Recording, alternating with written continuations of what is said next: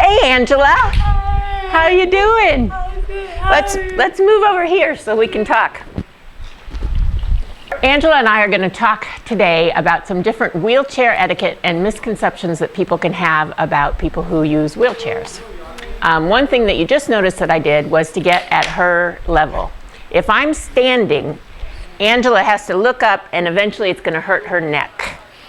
So I want to be at her level so that our eyes are together and she doesn't have to hurt her neck. Another thing that I'm not going to do is I'm not going to push Angela's chair, touch Angela's chair, put my feet on Angela's chair unless I ask her permission. Angela and I are friends, so I do feel like I can touch her, but I would ask first.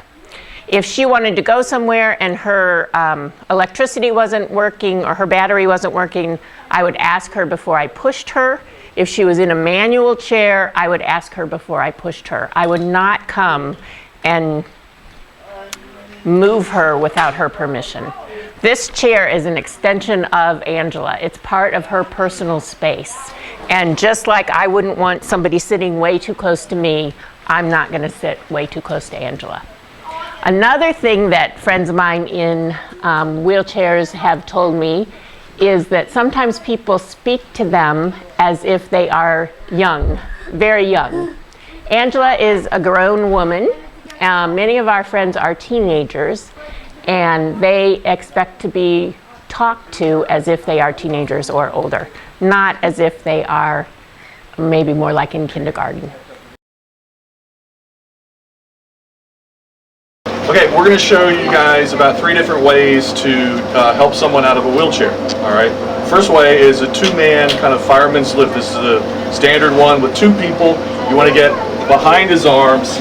You can hook his arm if you want, or you can get any way you want to get his arm real well, and then under the leg, and then up we go. Bending your knee. Okay.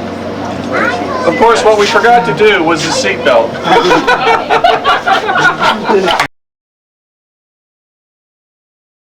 Okay, take 2. We're going to show you a couple of different ways to carry someone out of a wheelchair, lift someone out of a wheelchair, and obviously safety is a key. We're going to do a kind of a 2-man fireman carry, and we want to go ahead and get one arm behind the person, preferably under their arm or hooked in some fashion, and then another arm under the leg, and then up we go.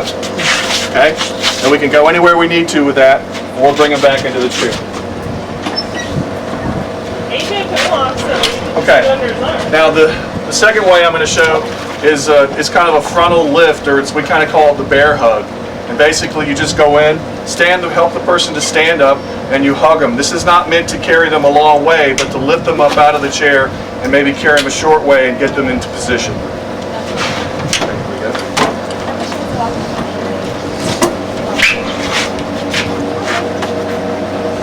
So if they can support themselves a little bit, you can do a lot to hold them and carry them up and maybe just walk them a few places. Not very far. This is not meant to carry them very far at all.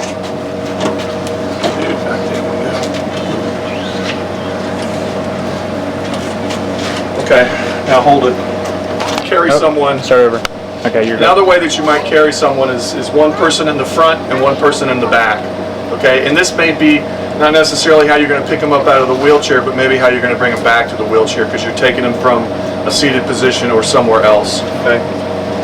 So, good.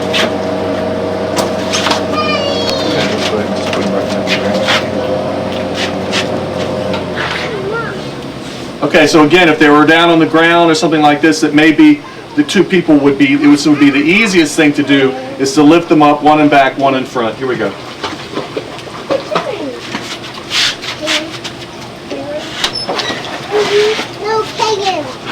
Think of any others? Okay, you're going to take him and kind of just put him on my back. Basically, I'm going to carry him forward this way. Another way to do it is basically piggyback style. You want to make sure that you really have the person, and they really can't be too big, and it's not something we advise to carry very far. Okay, but for smaller people, etc., or again for a short space, this is a good way to do it. Okay.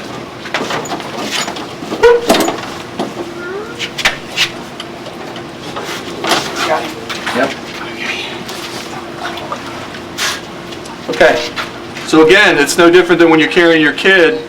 You just want to make sure that you're not carrying someone too big, and you don't want to be doing this a long time either. So this is a way to carry someone around a short distance, right, AJ? Yeah.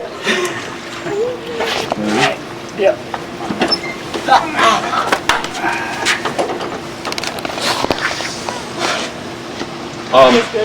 Another way to carry is a one-person fireman's carry, if you will. I think it's called fireman's carry, isn't it? Just straight from the side. Yeah, I don't know. I'm not sure, but anyway, it's basically one person. This is another way to carry them through.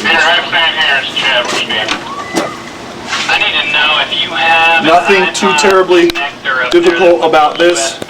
One hand firmly under the leg here, one hand on the back.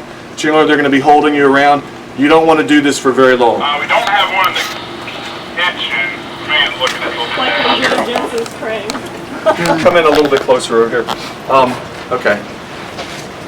Depending on the person, if they're larger and or stiffer and they're not as flexible as AJ, you may need to have 4 people to carry them, okay? In which case you would have one basically on each arm and back area, and then one on each leg. You can get that involved. So just, be careful, be wise, be safe, and use as many people as you need to transport your friend. All right, this is a pool lift, or in this case, it's next to a hot tub. And it's basically a sling that allows the person to be easily transported out over the pool or the hot tub, and then using the crank, the hydraulic, dropping them right into the pool. What could be easier than that?